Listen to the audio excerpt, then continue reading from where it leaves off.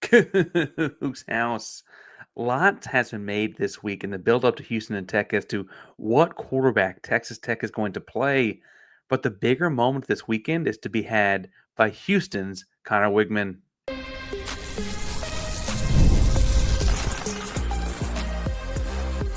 You are Locked On Cougs, your daily podcast on the Houston Cougars, part of the Locked On Podcast Network, your team every day. Welcome to Locked On Cougs Daily Podcast about your Houston Cougars. I'm your host, Houston-born teacher and coach Parker Ainsworth. And whether you're a Houston fan or just a hater who came to stop by, thank you for making Locked On Cougs your first listen of the day. Appreciate you make your first listen each and every day here at Locked On Cougs. We're into the conversation, but you don't know what to say. Tell us in the comments down below what your tailgate situation looks like, as we're urging everyone to get down there early and often for a fun time at this one on Saturday. News breaking today for Locked On Cougs. We'll be live at the Coogston tailgate in Lot 16D, 2:30, right before game time. We'll be down there live, talking a little bit of Houston Cougar football before I got to get down to the game a little bit early, but be down there at 2:30 for a live show at Coogston tailgate. Today's show, talking to you about Houston Cougars and previewing Texas Tech, is brought to you by Mazda. Movement means more when you put more into it. And Mazda's been doing that, but we got more on that fun later. I want to talk about Conner Weigman here in the first segment and the potential moment that's about to happen for him, because I think it's an important one for him in this program. We'll talk about the defensive advantages I see it for Houston. I can already see the Tech fans getting upset about that one, but I think Houston's got some defensive advantages worth pointing out. And last but not least, I want to talk about the idea of pressure in this game, because I think both teams have it, even though I don't know that everyone realizes both teams seem to have it in this game. But first, Conner Weigman and his moment. Now, listen, Conner Weigman's a 5-star prospect out of high school, and while I don't always think that's a fair label to attach to someone this late into their career, this far along into their career, it is something that's always going to stick with them, right? It's not something you ask for as a high school kid. You want to say, hey, give me that 5th star. Hey, rank me this. Hey, you just go out there and play and let analysts do their job, right? But that is the thing that's going to stick with Conner forever. And he left A&M, and they were pretty terrible to him on his way out of A&M, as far as, the fans said some pretty bad stuff about him and all that kind of stuff. And he was eager to get home as a Houstonian to the city of Houston and play for the Houston Cougars and kind of get a fresh start. I would point out that including his 4 games here at Houston, he's 13-4 as a starter. Career passing completions over 60%. This season, he has 6 touchdowns and just 1 interception, 1 turnover at all, I guess I should point out. And a lot of people are looking at okay, maybe there's something to this. Maybe there was something to that when he was in high school. Things are building. I think what's interesting in watching Conner all season has been he visibly, at least in terms of the eye test, statistics aside, is getting better each week. Things are warming up each week. He seems to be more and more comfortable as things go. And yes, he had, I think I counted 3. Someone told me it was more like 4. We'll say 3.5 not so great passes in that Oregon State game. Yes, one of them did get turned into a turnover that, while it was not run in for a touchdown, did set up a very easy Oregon State touchdown in that one. Yeah, totally get it. I'm not saying those things didn't happen, but also there were play after play after play made down the stretch of that game that Weigman makes that Houston hasn't had a quarterback make at least since Toon, if not before. There was some stuff that Toon couldn't run quite like that. Toon could run a little bit. There's a difference in the way these two guys run, right? And the comfort that Conner's feeling, I think, is translating to a more fun offense for everyone involved, the fans and the players in it, right? And I think what's going to be interesting with this game is when the moments happen for Conner. This is the biggest game on Houston's schedule thus far. I'm not sure it's the biggest game of the year, but it's certainly the biggest game on Houston's schedule thus far. It's an in-state Big 12 opponent. They're nationally ranked, all that jazz, right?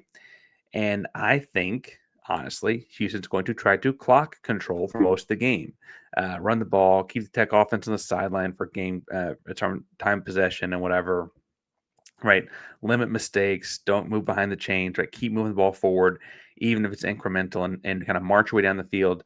Not unlike how they, beat the will out of Colorado, right? Where you ultimately limit their third quarter to like one minimal possession, right? Um, what that means for Conner Weigman as the quarterback is when it's his turn to impact the game, those plays will feel disproportionately large. For better or worse, fair or unfair, they'll look, if they throw 30-ish passes, I think it's probably going to be like 25, 27, right? That's, I think, kind of where you're seeing this game fall. Each of those is going to feel much more important. Like if he throws 25 balls in this game, it's going to feel like each of those 25 was important. You're going to remember that one drop or that one over. Those things are going to stick out because they're going to be 25 out of, let's say 65 plays of offense, and the passes are going to stick out differently because they're chances at chunks, right? Each one of those is going to be more important. Connor's going to have to capitalize on those moments. It's going to be in a lot of ways, a referendum on, for better or worse, and I don't know if it's fair or unfair, on how this year is going, right? It's going to be a game we look back at a lot. I also, for what's worth, after watching Shieldwood coach defense last year, um, think that you can, slow down that pass rush and affect his defense by using Connor as a runner. So you'll have another handful of plays here that add to that feeling of how Connor's moment is happening this Saturday. Um, I think you anticipate 12 to 14 carries and like 7 to 10 of those being called of some kind, or maybe not called, but like second read RPOs, where it's like if this guy's not open, you take off kind of stuff in a bootleggy situation, all to slow down pass rush and kind of add him as a weapon, a sixth ball carrier of sorts, right? When you have the 5 receivers or 4 receivers and a running back or whatever, you can also use him to make a sixth and make the defense have to be a little more honest on things in terms of the number game. And because of that pace, and because I anticipate Houston doing that, I think it's just going to be an outsized fingerprint from Conner Weigman on this football game in a way that, like, hey, the running back room can share the load. It can be Dean Connors, it can be DJ Butler, it can be Jermaine Burnett supposed to be back. He's not listed on the injury report, right? Those kinds of things. I also think, frankly, that if there's a series or two here or there, you'll talk about the offensive line and sharing that load, right, with the running backs in a way that you won't when it's Connor's turn to take a play, right, and to make a play. And I think that's in large part because Houston's going to slow the game down and put more on his shoulders when it's time to, right? I will say, and I think fans are calling for it. I see in my own comment section, so I can only imagine what. I'm not a big message boards guy, but I can only imagine what message boards are like, right? People want to see the tempo, want to see Houston. The guys call it the fastball, right? Where they go fast, go fast, go fast. Especially after the success Houston had at the end of the Oregon State game. And look, I think you can anticipate a little bit of that. I think it looked way too practiced against Oregon State, and it went way too well against Oregon State to not come back to again. Right now, I don't think because of that, I don't think it'd be like a break glass in case of emergency kind of situation. And frankly, there's part of me that wonders if it went so well against Oregon State, and it does look so practiced because it is so practiced. And part of the thought might be you break it out in like the second quarter or in the third quarter for just a random drive of this upcoming game, right? I don't think though it's ever going to be a Willie Fritz team's bread and butter to go fast all the time. It's too much of a defensive focus. It's too much of a ball control mindset. A 3 and out takes like 12 seconds of the game clock if you are running fast, fast, fast, right? At least if you run the football, you get a genuine break for your defense. You take a lot of game clock and you really keep the other team's offense off of the field, right? And so that risk aversion is just inherent. It's what's won Willie Fritz games at every level of football to this point. It's what won you a couple of football games you weren't supposed to win, in air quotes, in the Vegas sports books last year. It's important to what this team's identity is. But it did look pretty good to go fast. So we'll see if there's a drive here, a drive there in the second and third and whatever to kind of throw that, I want to say curveball, but again, they call it a fastball there when needed. But the slow pace of this game is going to make those first down completions from Conner Weigman or those, roll out to the right with a flood concept, like that's going to be really important. It's going to feel larger than just a normal pass play might feel because they might run 62 plays on offense, That's just the way that this is going to go, and that's by design. And so, as you see that unfold, Conner Weigman's moment could be magnified here in a big, big way. Now, the other thing under the magnifying glass has been this Texas Tech roster. And as I look at it, I think I found an advantage actually for Houston's defense in this. And I mentioned some on the offense of the day. I want to talk some of the defense here in just 1 second. But today's show is brought to you by our buddies over at FanDuel. Now, FanDuel is here because the NFL season is here as an offer that you don't want to miss. Right now, new customers can bet just $5 and get 300 in bonus bets if you win. That's right. Pick a bet, put down $5, and if it hits, get $300 in bonus bets to use all across the app. If you want to get on a pregame, in-game parlay, live action as the game's going on, props, money lines, whatever. The action awaits for you at FanDuel. So what are you waiting for? Visit FanDuel.com to download the app today and get started. Today's show is also brought to you by our buddies over at Square. Your favorite neighborhood spots all run on Square. There are certain businesses that make neighborhood the neighborhood. These are the places that become the extension of home, whether it's a sports bar dedicated to your team's fan base, the spot with the best wings in town for game day, that beloved local chain that's rooted in your community. It's been there for years. These businesses are what bring people together. When neighborhood businesses thrive, the whole neighborhood thrives as well. Now, Cochinita is a small taco shop. It's on the other side of the freeway from the University of Houston, and they've been using Square since 2016. Gone from smaller trucks and that kind of stuff to now a true brick and mortar shop. All that growth is thanks to Square. Square is a proud partner of more than 4 million neighborhood businesses around the world. You go to square.com/go/locked-on-college to learn more. But before you do, go support your favorite neighborhood spot. You'll be happy you did. Square. See you in the neighborhood. Pregame is locked on Coogs here.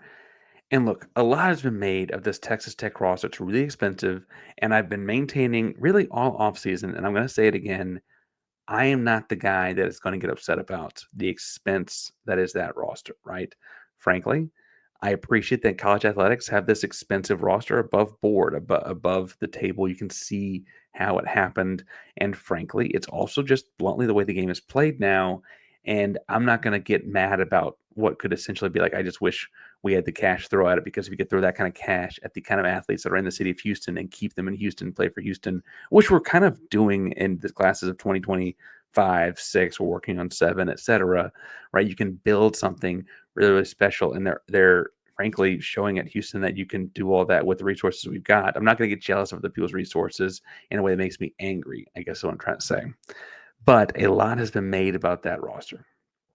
And a lot has been made about how great that 8-minute stretch of the Utah game was for that roster. And look, I know Colorado versus Utah isn't until October 25th, the end of the month. But that Utah team that this Texas Tech team walloped down the stretch, or I guess the thumped was the word Chris used, and he used a lot in a way that upset Utah fans. Utah has beaten UCLA, who fired their coach, Cal Poly, who, is not a FBS school, Wyoming, and they looked bad for more than just over a half of that one. And then they blew the doors off of West Virginia, who's at an early enough stage in the rebuild that I don't know that they have a quarterback healthy and not redshirting on the roster for this Saturday's game, right? Like the quarterback just got a foot injury, which severity I don't know, but he's taking a redshirt and is reportedly going to enter the portal. Like things are already in a spiral in West Virginia. Mountaineer Paul's a funny guy. He texts the group. He's on the basketball season, right? Like things are not great in Morgantown, and that's the wins for Utah this year. This big vaunted team, right? The big win for Texas Tech is that team. Meanwhile, Houston obviously has had a very similar, not so strenuous non-conference. Oregon State was stressful because you had to go there late at night, etc., and you made it more troublesome than it was. It should have been. But you handled the other two pretty easily. You beat Colorado like people didn't think you were gonna. Certainly beat all the spreads and stuff in that one, right? And so I actually think these two teams approach this at a more similar spot. Maybe I'm just not, and you'll hear me talk about it in the squad show later. Check in for this afternoon squad show because I'm not very high on Utah. You'll hear anyway. Utah is their big win, and Colorado is kind of Houston's right now. And I think those two teams are more comparable than people might want to admit, if we're just being fully honest. And I kind of feel like that offense at Texas Tech really does have some problems. And I don't mean to place it all on Baron Morton. Obviously, it's awkward when he got hurt to spark the 8 minute, crazy offensive output they had. Basically started when he went out of the game. But I do feel like something just doesn't seem to be clicking in Lubbock, and it's weird to me to watch. And this is admittedly someone who grew up watching Mike Leach's Lubbock teams, as opposed to Joey McGuire's or what have you. But it feels like it's the inverse of what I think of when I think of that institution, right? That they have good defensive line, pass rushers, and all that, and the offense is kind of whack. And I wonder given that Utah is their big win, well, what else do you see on that Texas Tech resume? I mean, they got Oregon State better than Houston did, but they got Oregon State coming to them, which is a whole different kind of ball game, right? They beat up some schools that are on the bad end of college football. I think this offense has more. They have explosive plays. They have explosive plays against bad football teams, and I get that. That's how they scored so fast, right? When the new quarterback came in against Utah. But I think one thing that's going to negate all of that, and the advantage for Houston this one is going to be, honestly, the interior of Houston's defensive line.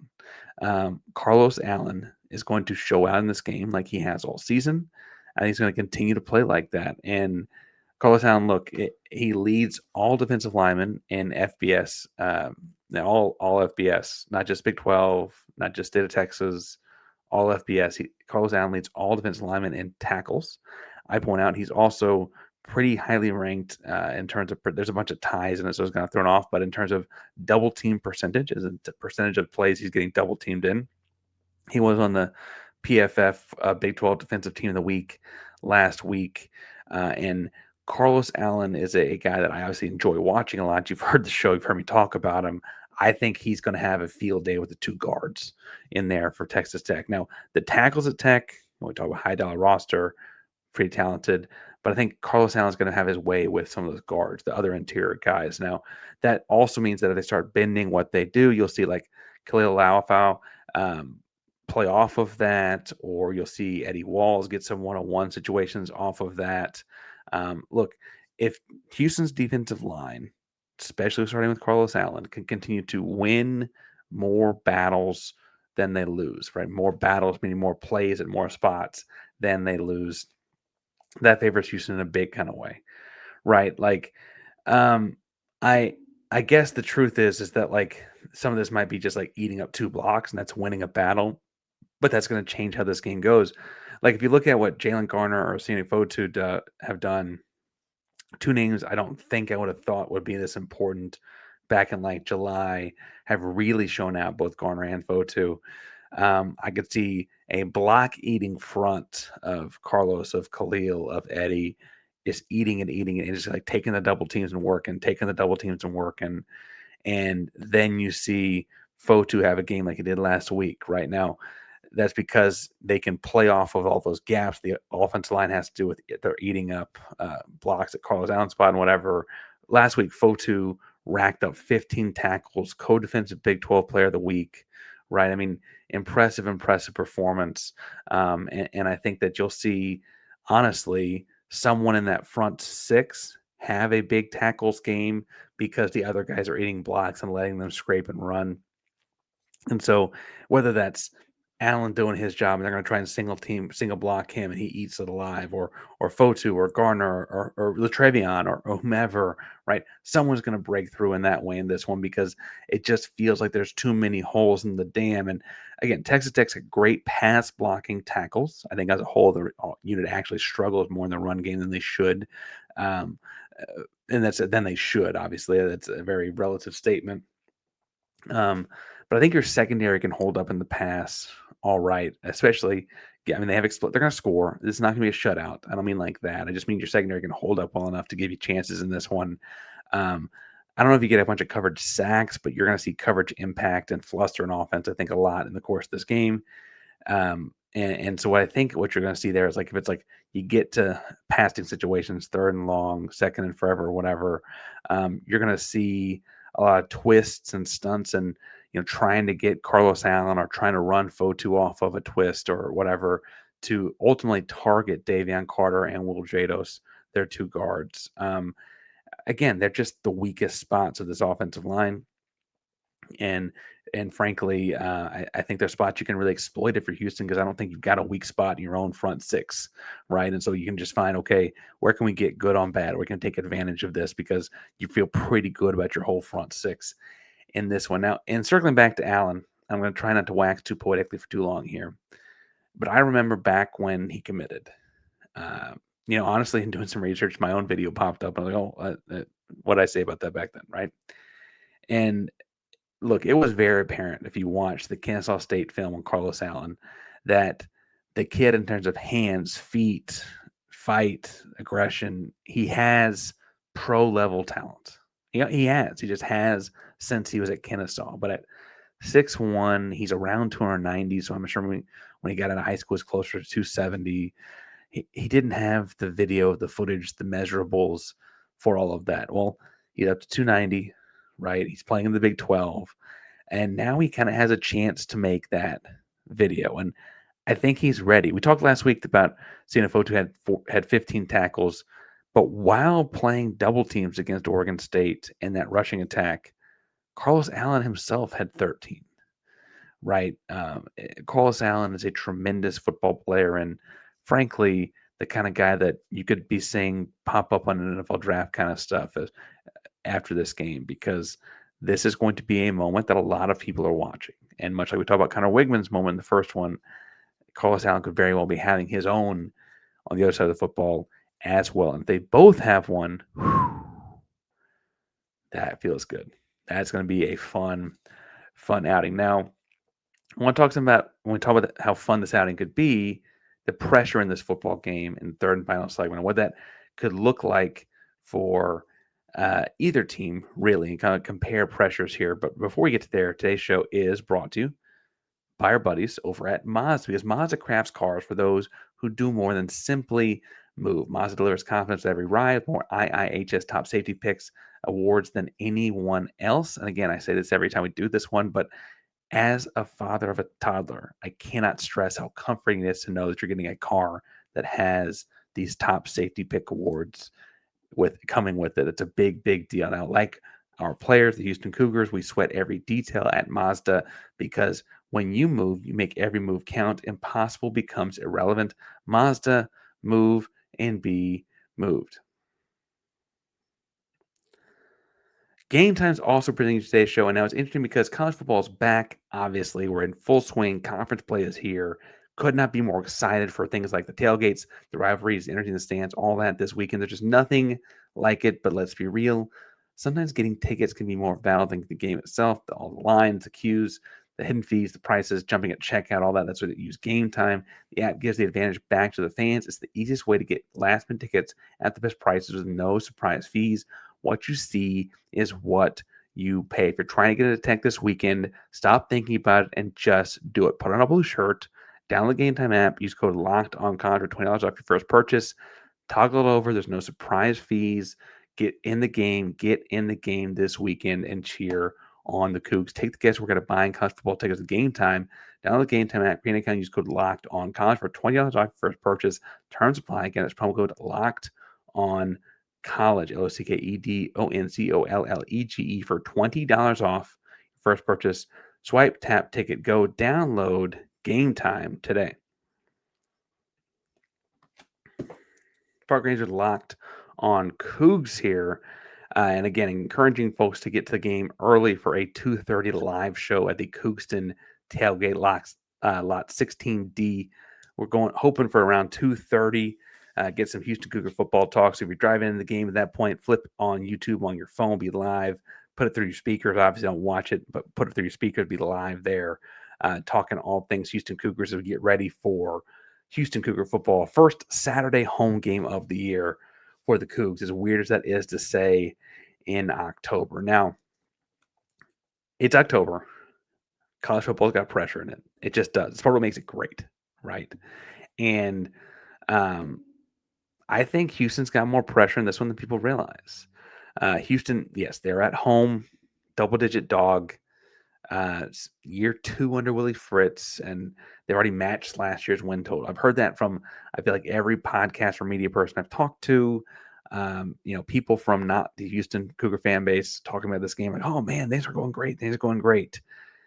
And also, I know in the back of my head, and in the back of your head, if Houston lays an egg this weekend, if Houston doesn't look up to snuff this weekend, if things just don't go well this weekend, you're going to just hear over and over and over again, yeah, but you hadn't really played anyone, or you hadn't really played well against anyone. And you're going to hear that for weeks, if not months, right? Yes, you get Oklahoma State the next week. They've fired their coach. You're playing a coachless Oklahoma State Cowboys team. Then you host a bad Arizona team that will probably have a couple losses by the time you see them. You're looking to like the end of the month in the desert against Arizona State for the next time you have like another game that anyone outside of this is going to care about if you drop or lay an egg in this one. And bluntly, we'll talk about Arizona State when we get there. Who knows how many losses they've racked up, right? And I think what's interesting is like the inverse is also true. If you win this game, it's like, oh man, you shook off that what happened in Corvallis, and suddenly you're back, right? Like all those things seem to happen. To steal a metaphor from basketball, again, I coached some high school basketball, and if last week you say I was winning when your shots weren't falling, right? Sometimes you got to find a way to win even when the shots aren't going in, right? That's what you can blame last week on.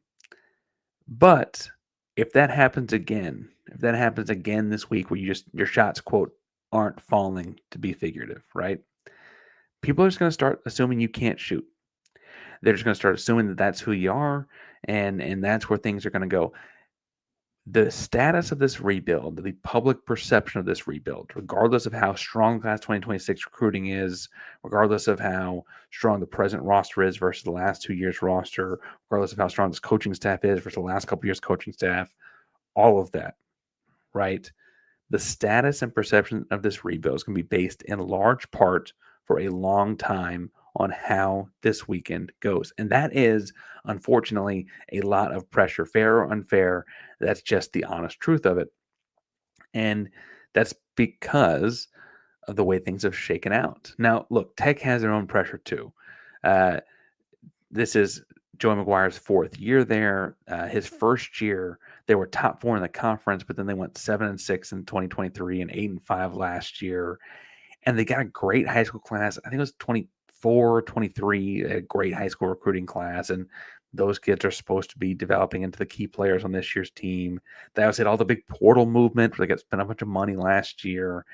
And this is kind of supposed to be their like kicking off a dynasty kind of season because of how much they've, great work they've done in class 2026 and 2027 themselves are spending big money in those classes respectively. But we've also seen under Joey McGuire, this Texas Tech program lay eggs out of bye weeks, and they didn't play last weekend. And that has proven to be a problem for them. Last year, you can almost argue that they saved Dave Aranda's job by losing by 3 touchdowns to Baylor after coming off of a bye week in Lubbock. And you could tell Cam Stewart that probably started his Sawyer Robertson Heisman campaign that Cam never really got too far off the ground, right? It feels like that game for them was a lot like this one, a game that in the Vegas books they're supposed to win, and they're coming off of a bye week. They're supposed to be rested, and truthfully, in Joey McGuire's time there, has looked like it's rusty more than rested more often than not. And I said it in a Big 12 squad show at some point before the season. I weirdly feel like Joey McGuire has the most pressure of anyone in this conference because he's been handed everything a coach needs to win. And his best season is like an 8-win season. And you look at those kinds of things, like, wait a second, things don't add up. And I don't mean that either pressure is strong or weak. I feel like both teams are going to feel it. There's going to be a moment in this game. It might be in the first quarter, second quarter. I don't know. I had a really great high school football coach. George Kirk's a great guy. Rest in peace, George Kirk. And Coach Kirk said one time, I can't tell you when they happen. I can't tell you before the game. But when we go back and watch film the next day, in high school, obviously it's a Saturday. When you go back and watch film the next day, we can pull out 6 to 8 plays that determine the outcome of the game. They might be in the first quarter. They might be 2 per quarter. They might be the last 8 plays. But you can, at any football game, draw out those plays and determine how the football game goes. And I extend that one more level in this game. Somewhere in between plays 4 and 5 of those 6, these teams are going to be looking at each other, like in a huddle, on a sideline, in a locker room. And that pressure is going to be sitting there, staring them in the face, all of them simultaneously. And how they interact with that, how they respond to that is going to define a lot. Now, I think Houston's got the guys with the stones to do that, to stare that in the face and attack it. Frankly, whatever you want to say about last year's 4-8 season, they won games they weren't supposed to win before. And I would go back to the TDECU crowd has shown up in games like the 2023 season against Texas when that Houston team was not great. That Texas team came as a big national level favorite, and the talent level on paper in Vegas was not supposed to be close. And TDECU showed out a bunch of Texas fans in Houston, and they still that day were in red, this Saturday were in blue. But the one thing was consistent: they were involved in making a difference in that game. I think it can happen again this weekend. Now, Friday's show, we talk about stakes. Thursday afternoon, later today, you can get in on the Big 12 squad. You can check that out as well. We're doing a pregame show again live at 2:30 from Lot 16D with the Coogston tailgate. Wear your blue. Come on, cheer on the Cougs. We'll be talking all things Houston Cougar football for a minute before I got to go into the stadium and talk about the football game more. But I want to get things rallied, riled up, etc. Let's get things going and get rowdy for the weekend. Get down there early, pitch a tent and tailgate. Let's have a good time this weekend. Cheer on the Cougs, wear blue, do all the good things. Today's show is brought to you again by Mazda. Locked On Cougs, proud member of the Locked On Podcast Network. That means your team every day. Go Cougs.